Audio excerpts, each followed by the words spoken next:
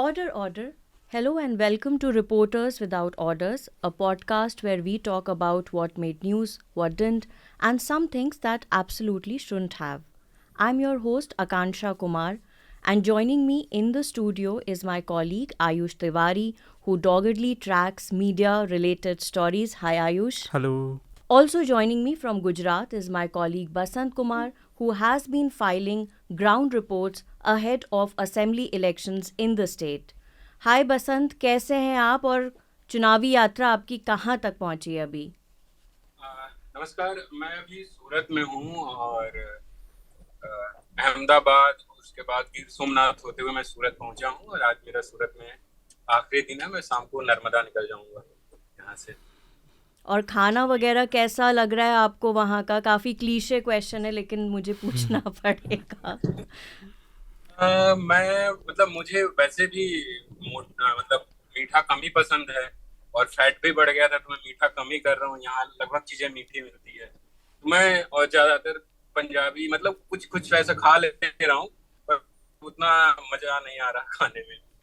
और जब मैं ग्राउंड पे हूँ और अपने जब भी कोई मिलता है दिल्ली का रिपोर्टर तो या गुजरात का रिपोर्टर जो जानता है न्यूज लॉन्ड्री को और मुझे, तो कहता है अरे वो आपके साथी कहाँ है जिनके साथ आपकी बहुत बाई लाइन होती है। तो बहुत मिस करता है लोग इधर।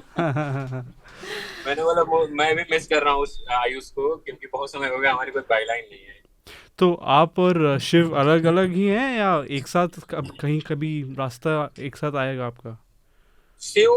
अभी शिव अहमदाबाद में है और उसके बाद वो जिग्नेश मेवानी के जो चुनावी क्षेत्र उधर जाएंगे। मैं अभी उनसे मिलूंगा 27-28 को मैं उनसे मिलूंगा। बढ़िया बढ़िया। Right. So we'll begin with the discussion.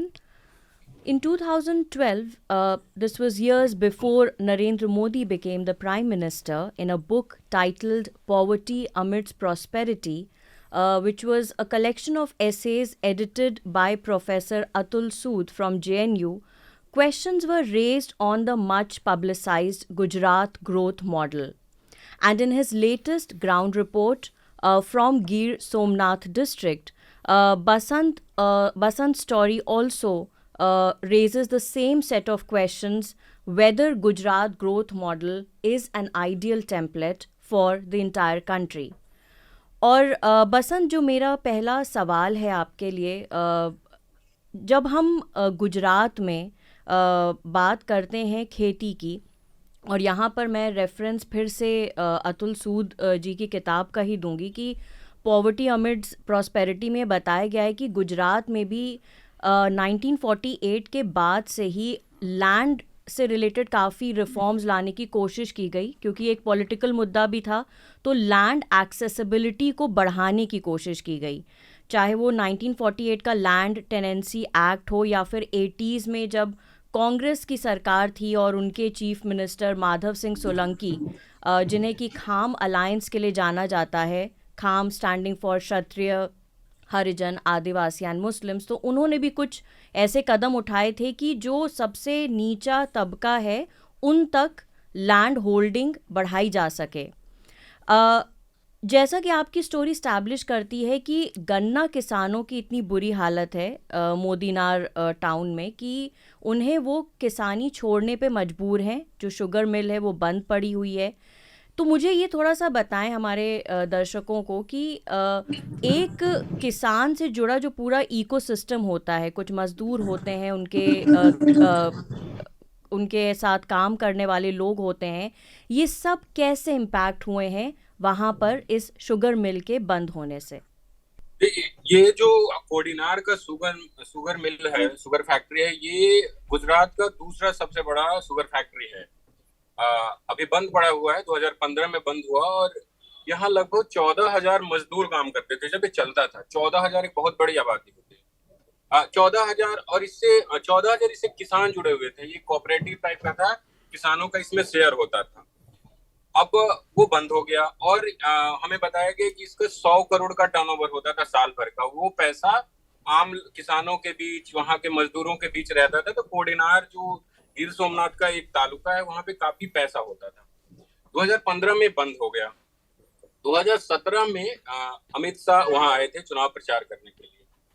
आप वीडियो देखेंगी तो उसमें वो बहुत सारी बातें करते हैं कि सड़क बनवा दी, ये बनवा दी, वो कर दिया। राहुल गांधी को चैलेंज देते हैं और फिर कहते हैं कि यहाँ पे कोडेनार शुगर फैक्ट्री है जिसको चुनाव के जस्ट बाद हम शुरू करा देंगे। 5 साल बीत गया।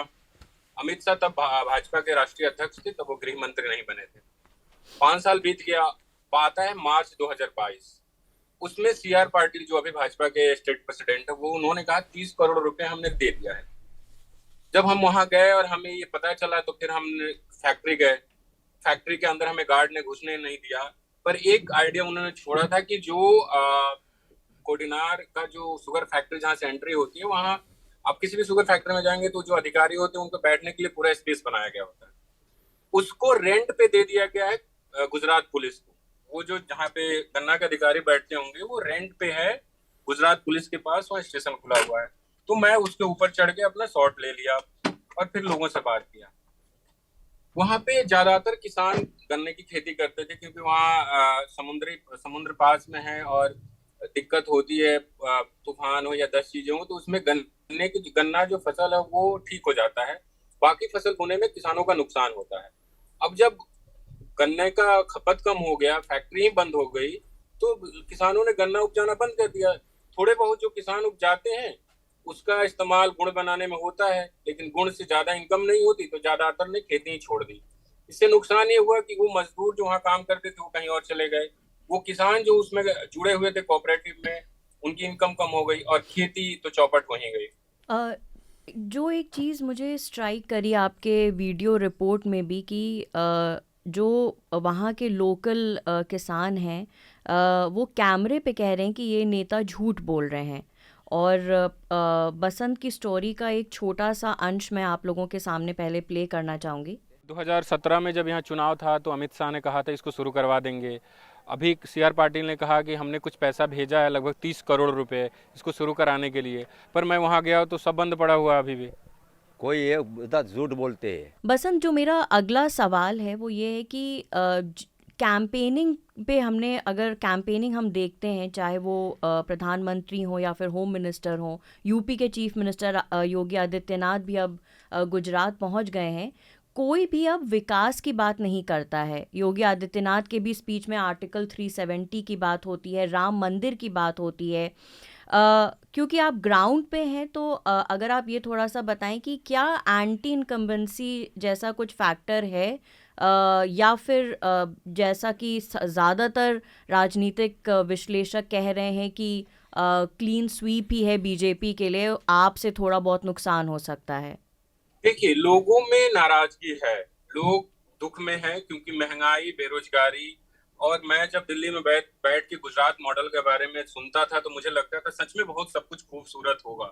पर मैं जब गिर सोमनाथ के इलाके में गया, जो दीव से लगा हुआ गुजरात का इलाका है, वहाँ जबरदस्त स्तर की अशिक्षा है। मतलब मैं एक जगह बैठा, कई जगहों पे ऐसे में बैठता था लोगों से बात करने के लिए, 10 नौजवानों के साथ बैठा हूँ, मैं सबसे पूछता हूँ कि आपने कहाँ तक पढ़ाई की है, तो उसमें से मैक्सिमम 10वीं के आगे नहीं गए। किसी ने 8वीं में छोड़ दी, किसी ने 9वीं में छोड़ दी। और वो क्या करते हैं, रोजगार नहीं है तो मछली पकड़ने चले जाते हैं समुद्र में। जब तक ये पॉडकास्ट रिलीज होगा हमारी एक स्टोरी आएगी कि वो मछुआरे जो पाकिस्तान के जेल में 5 साल 4 साल रह के आ चुके हैं, रोजगार की कमी के कारण वो दोबारा वहीं समुद्र में मछली पकड़ने चले गए। जिनका पिता 4 साल से पाकिस्तान के जेल में बंद है, अभी तक छूट कर नहीं आया, उनका बेटा समुद्र में मछली पकड़ने उतर गया है क्योंकि रोजगार नहीं है, शिक्षा नहीं है, महंगाई बहुत चरम पे है। मैं नरेंद्र मोदी की रैली में गया था सोमनाथ में, वहां पे जो महिलाएं निकली, मैं उनसे बात करने लगा तो प्रधानमंत्री ने वहां बोला भाषण में कि हमने महिलाओं को गैस सिलेंडर दे दिया, और वो जो कुछ उन्होंने आंकड़े दिया कि इतने सिगरेट के बराबर महिलाएं धुआं लेती थी। जब मैं बाहर निकला और वहां महिलाओं से पूछा तो महिलाओं ने कहा कि गैस तो दे दिया, लेकिन इतना महंगा हो गया कि हम उसमें भरवा नहीं पाते। और आप उधर के इलाके में मैक्सिमम लोग आपको सड़क किनारे लकड़ी गांठ सर पे लेके जंगल से लेके जाते हुए दिख जाएंगे, जिसपे खाना बनाते हैं। लोगों में नाराजगी है, परेशान है लोग। एक तो पहला चीज है कि प्रधानमंत्री नरेंद्र मोदी का चेहरा यहाँ, वो लोग सब घूम के आके उस प्रधानमंत्री को अपनी अस्मिता से जोड़ लेते हैं, अपने प्राउड से जोड़ लेते हैं। और हिंदुत्व बहुत बड़ा मसला है इधर, तो वो है ही। और भाजपा को भी पता है कि वो विकास पे, डेवलपमेंट पे बात करेंगे तो है नहीं, मतलब शिक्षा यहाँ है नहीं, रोजगार है नहीं, स्वास्थ्य व्यवस्था उतनी मजबूत है नहीं, तो वो उनका जो पिच है उसी पे खेल रहे हैं। आपने जो अपना इंटरव्यू है आप हार्दिक पटेल वाला, उसमें भी हमने देखा कि हार्दिक पटेल राम मंदिर पे, गोरक्षा पे बात कर रहे थे। जब हमने उनसे पूछ दिया कि आप तो डेवलपमेंट पे बात कर लीजिए, तो हम पे नाराज हो गए। तो भाजपा को पता है कि अगर विकास पे बात करेंगे, दूसरे मसलों पे बात करेंगे, तो महंगाई पे बात नहीं कर सकते, इसलिए वो उस पिच पर ले जा रहे हैं। आज जब मैं रिकॉर्ड कर रहा हूँ तो शाम को यहाँ पे योगी आदित्यनाथ आने वाले हैं और उन इलाकों में आने वाले हैं जहाँ बहुत सारे प्रवासी बिहार यूपी के लोग रहते हैं। मुझे आपके गुजरात में और जहाँ मैं हिमाचल में रिपोर्ट कर रहा था, एक चीज़ सिमिलर ये लगती है कि ज़्यादातर जो इलेक्शन रैली बीजेपी कर रही है वो प्रधानमंत्री के बेसिस पे कर रही है, क्योंकि दोनों स्टेट्स में जो चीफ मिनिस्टर्स हैं वो एक काफ़ी वल्नरेबल या वीक माने जाते हैं। जयराम ठाकुर को कहा जाता है हिमाचल में कि वो एक्सीडेंटल चीफ मिनिस्टर हैं, और रूपानी साहब थे गुजरात में। अब जो नए चीफ मिनिस्टर आए हैं उनको तो ज़्यादातर लोग जानते भी नहीं हैं वो कौन है। तो प्रधानमंत्री के लिए तो वोट मिल जाएगा, वो मांगेंगे, अमित शाह आएंगे, लेकिन आप ये बताइए कि जो चीफ मिनिस्टर हैं स्टेट के, पुराने और जो अभी रहे हैं, अभी हैं, उनका क्या रेपुटेशन है ग्राउंड पे लोगों के बीच? देखो, गुजरात में या देश में, गुजरात में खासकर अभी बात करें तो भाजपा को भी वोट नहीं पड़ रहा है, एक तरीके से मान, वो प्रधानमंत्री को वोट मिल रहा है। और जब तक प्रधानमंत्री हैं, मतलब प्रधान नरेंद्र मोदी हैं, तब तक इधर के लोगों में मतलब वो है ना कि हमारे हैं, गुजरात के हैं। तो इधर मुख्यमंत्री, बहुत सारे लोगों से मुख्यमंत्री का नाम पूछेंगे, उनको मुख्यमंत्री का भी नाम नहीं पता होगा जी। लेकिन वो मोदी जी को, वो भाजपा को नहीं। उनसे अगर हम किसी से पूछते हैं कि आप मतलब चुनाव में किसको वोट कर रहे हैं, क्या माहौल है, तो बोला मोदी जी को। तो चेहरा मोदी जी ही है, प्रधानमंत्री ही है, बाकी कोई चेहरा है नहीं यहाँ पे। ठीक है। एक आखिरी सवाल बसंत आपसे ये पूछना चाहूँगी कि मतलब स्टोरीज़ के अलावा भी जितना टाइम आप बिताते हैं फील्ड में as a reporter, as a journalist, काफ़ी चीज़ें you tend to soak in about the state and its people as well. और गुजरात को हिंदुत्व की लैबोरेटरी माना जाता है, और जैसा भी आपने कहा हार्दिक पटेल के इंटरव्यू के कॉन्टेक्स्ट में कि it is still an issue because he in an interview to Newslaundry he actually is trying to justify that quote unquote as a Hindu it does make sense to talk about love jihad. लेकिन अभी आप जो vote मांग रहे थे, इससे पहले मैं देखा वहाँ आप लव जिहाद का जिक्र कर रहे थे, राम मंदिर का जिक्र कर रहे थे। लगभग लंबे समय से भाजपा यहाँ सरकार में है, केंद्र में सरकार में है, मुद्दा नहीं है आप लोगों के पास विकास जो आप लोगों ने किया उसके आधार पे वोट मांग ले। विकास की तो बात करते ही तो आपने सुना ही नहीं। आपको लव जिहाद कॉमन शब्द इसलिए आपको याद रहा है, राम मंदिर कॉमन शब्द इसलिए आपको याद रहा है, विकास तो मैंने बोला, प्रगति बोला, वो आपको याद नहीं रहा। और मैं हिंदू हूँ तो स्वाभाविक है कि मुझे इस पर गर्व होना चाहिए, मुझे इस पर बातचीत करनी चाहिए, उसमें क्यों नहीं करनी चाहिए। पूरा गांव हिंदुओं का है तो मुझे हिंदुओं की बात करनी चाहिए, उनकी सुरक्षा की बात करनी चाहिए, उनकी संस्कृति की बात करनी चाहिए, दम लगा के एक बात करेंगे। 2017 का जब चुनाव था, मुझे ये याद है कि एक सीनियर रिपोर्टर जहाँ मैं काम करती थी, वो गुजरात से जब वापस आई तो उनको ये बहुत शौक लगा कि वहाँ पे जो इवन इन अर्बन एरियाज़ जो लोग हैं उनको ये लगता है कि they don't really look down at the prime minister or the party because of what happened in 2002. In fact, some of them even justify ghettoization of Muslims, going to the extent of saying कि ऐसा ही होना चाहिए, ये एक आम धारणा है। तो माइनॉरिटीज़ को लेकर अभी वहाँ पर क्या सेंटिमेंट है? रिलीजन और कास्ट, ये जो दो ओवरलैपिंग सबसेट्स हैं, how do they act in favour और अगेंस्ट बीजेपी इन गुजरात? देखिए, 2017 का जो चुनाव था वो काफी अलग था। उस वक्त बहुत सारी स्थितियां भाजपा के खिलाफ थी। ऊना आंदोलन था, जो दलित आंदोलन शुरू हुआ था, उसके बाद पाटीदार आंदोलन था, हार्दिक पटेल थे, उसके बाद ओबीसी आंदोलन था, अल्पेश ठाकुर थे। अब देखिए कि 22 आता है, दो बड़े चेहरे अल्पेश ठाकुर और हार्दिक पटेल भाजपा में है, भाजपा के चुनाव टिकट पे चुनाव लड़ रहे हैं। हार्दिक जिग्नेश मेवानी जो ऊना आंदोलन के थे वो कांग्रेस के साथ हो गए हैं। और जितने जो हार्दिक का जो संगठन था, पास बोलते हैं, उसके तमाम लोग, अभी मैं जिनका इंटरव्यू करके आ रहा हूँ, अल्पेश कथीरिया, वो हार्दिक के बाद सबसे बड़ा चेहरा थे पटेल आंदोलन के, पाटीदार आंदोलन के। वो आम आदमी पार्टी से कैंडिडेट हैं। तो 17 में और 22 में काफी कुछ बदल गया। मैं ऊना भी गया था, ऊना पीड़ितों से भी मिला जो उस मामले में जिनको पीटा गया था। वो अभी भी 6 साल हो गए। आनंदीबेन पटेल तो मुख्यमंत्री थी, उन्होंने कहा था कि हम 6 महीने में फास्ट ट्रैक कोर्ट के जरिए आपको न्याय दिलाएंगे। 6 साल हो गए, अभी तक न्याय नहीं मिला। अभी हाल ही में जो आरोपी हैं वो बाहर आए थे और फिर उन्होंने धमकी दी, फिर शिकायत हुई, फिर वो जेल गए। तो 17 से 22 में काफी कुछ बदल गया है।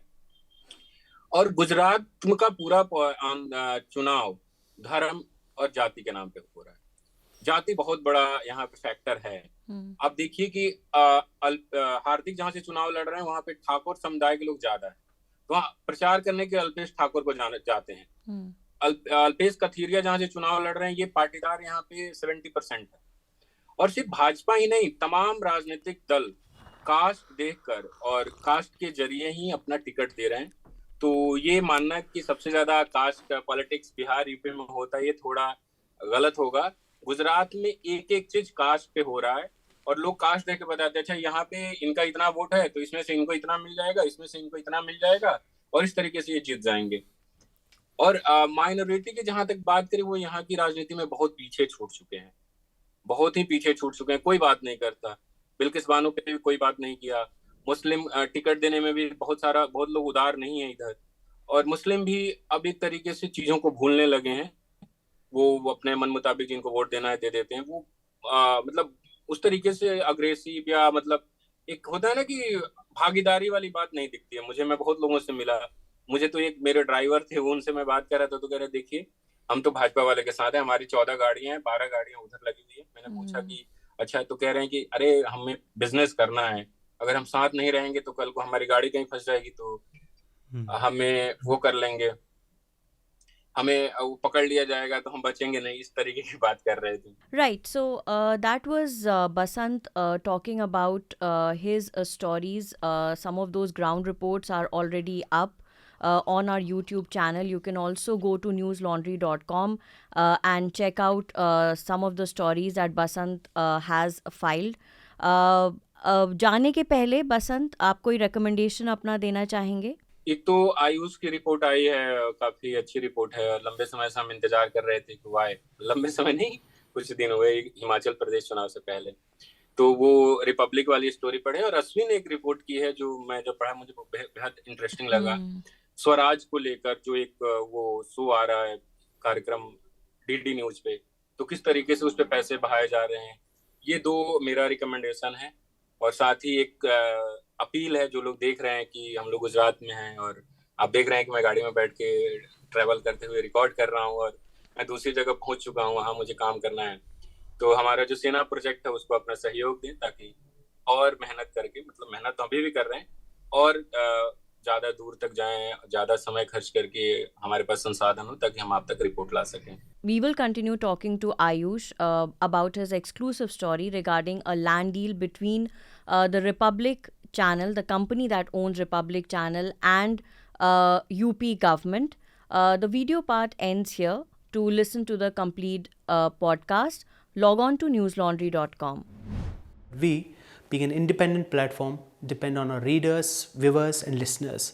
Support independent media by subscribing to News Laundry. Go to newslaundry.com, click on the subscribe button at the top and pay to keep news free.